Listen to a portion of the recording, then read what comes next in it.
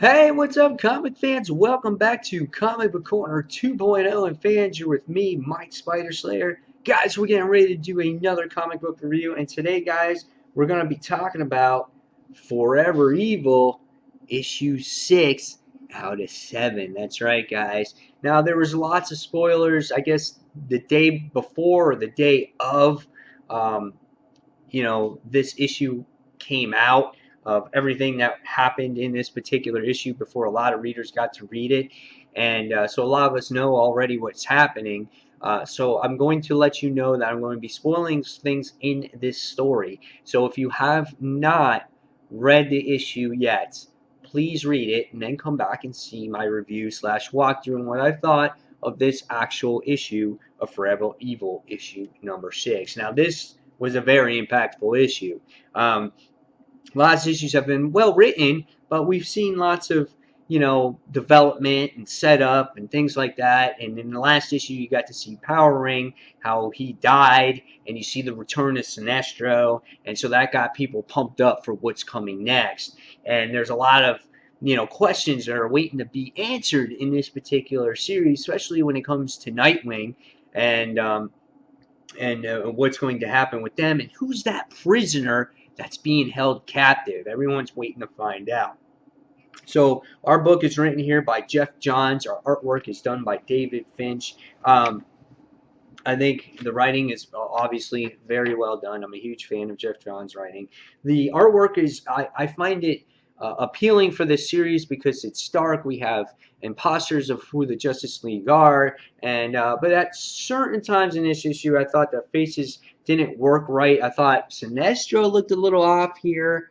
Um, and but God, it's really me being nitpicky. I thought overall, I thought it was pretty good. There's lots of like teeth going on in the series, but besides that, it's just me being nitpicky. So let's get enough of that. What do I think of this particular story? Story opens up. You got Lex Luthor and Batman, and the dialogue in the issue is actually great because he's just like, "Oh, I never thought I'd be alongside of this guy," which is obviously Batman, and they banter amongst each other. They kind of get on each other's nerves and things like that, which is great. And you think it's just the two of them, but then in the background, you got this cool picture here with Manta, Captain Cold, Bizarro, and Catwoman, and what's it called? Oh my God, I can't remember his name. Black Adam and things like that. So it's pretty cool to see that cool picture.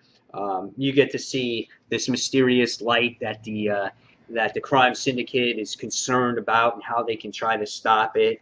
And we get to see that our evil Justice League is basically going after the Watchtower to go inside, and they find out uh, that someone that they've been searching for is in there, and that person is obviously Nightwing.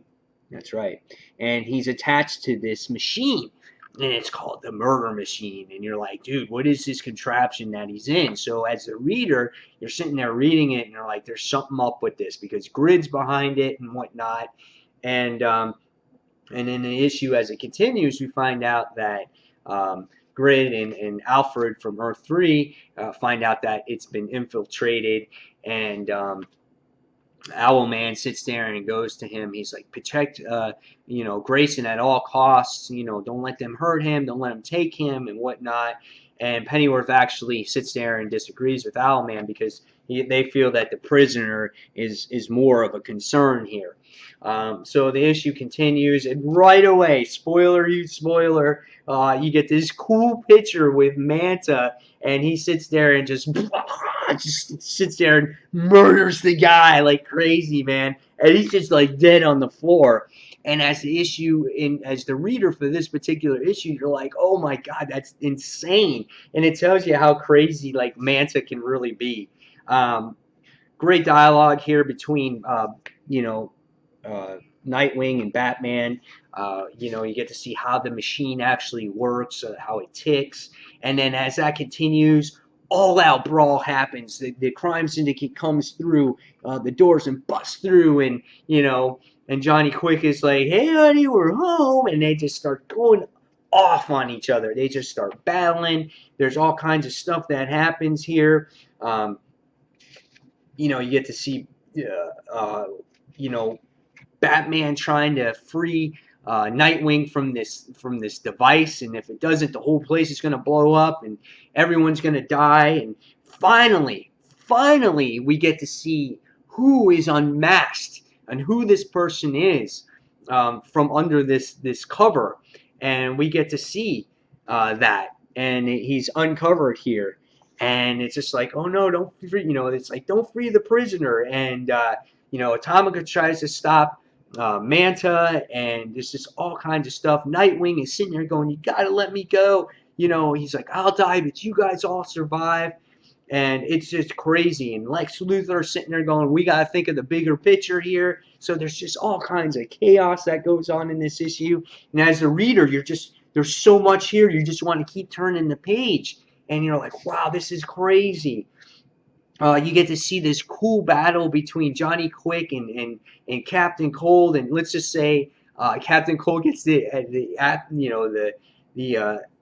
the upper hand here, and it's just awesome to see. And there's just battle after battle, but the biggest thing in this particular issue is we get to see who the prisoner is.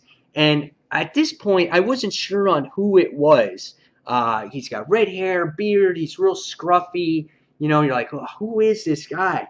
And then all of a sudden, you see this, Mazaz. And you're like, what the hell is that? I'm like, that's Shazam spelled backwards. And you're like, holy crap. And then the next thing you see is that the bomb is just about to go off, and you just get to see this is what's going on. And then all of a sudden you get to see like Johnny Quick lying on the floor with his freaking leg blown off, and Batman's punching Lex Luthor. And in the last page, when nothing else can happen in here, is you find out that our prisoner in the end was Alexander Luthor, and he has the Shazam powers, but I guess he goes as Masas or something like that, which is backwards for Shazam. Look at this picture. Man, I thought this was brilliant. Yes, I did give away a lot of spoilers in this one, but yes, I did warn you, but read the issue to appreciate it. You get a lot from it when you read it. This was the best issue of Forever Evil to date. There was so much action, so much happened, so much progression. All your answers finally, all the questions finally got answered here. And it's just like, what's going to happen now? Alexander Luthor, Earth 3, he was the heroic type that would fight the crime syndicate and destroy them and save Earth 3. Where in this issue, it's like he looks more evil than hero, but obviously he's against the crime syndicate because he's taking them out right away. Yeah, going to be interesting to see how this ends up. We have one issue left, and where it all goes from there and what the ramifications are, we'll see. But this was a great issue. It was a really fun read. I enjoyed it so much. I love the dialogue between characters here, and the craziness and the mayhem that was happening between everybody, and the sense of urgency from Batman trying to get Nightwing out of here and trying to get him out of the bomb and trying to free him, and how much he cares for him, and things like that. There were so many great moments in this particular issue. But besides a little tad of the artwork, I thought this was a great issue, and I'm going to give it a 5 out of 5. So guys, you tell me your thoughts on this particular issue. I know I did a lot of this one, but I wanted to share, my excitement for it, how much I loved it, how I expressed myself while reading it. I was just like it, how I was showing you guys, and it was awesome. It was an awesome read. So definitely suggest reading this one. This has been Forever Evil, issue 6 out of 7, comic book review. And again, 5 out of 5 for me. And guys, tell me your comments below. And as always, If you want to see more of my reviews, check out Comic Frontline. Also go on to comicfrontline.com. And guys, as always, thank you for watching Comic Book Corner 2.0. Until the next comic book review, this is Mike Spider Slayer saying see ya.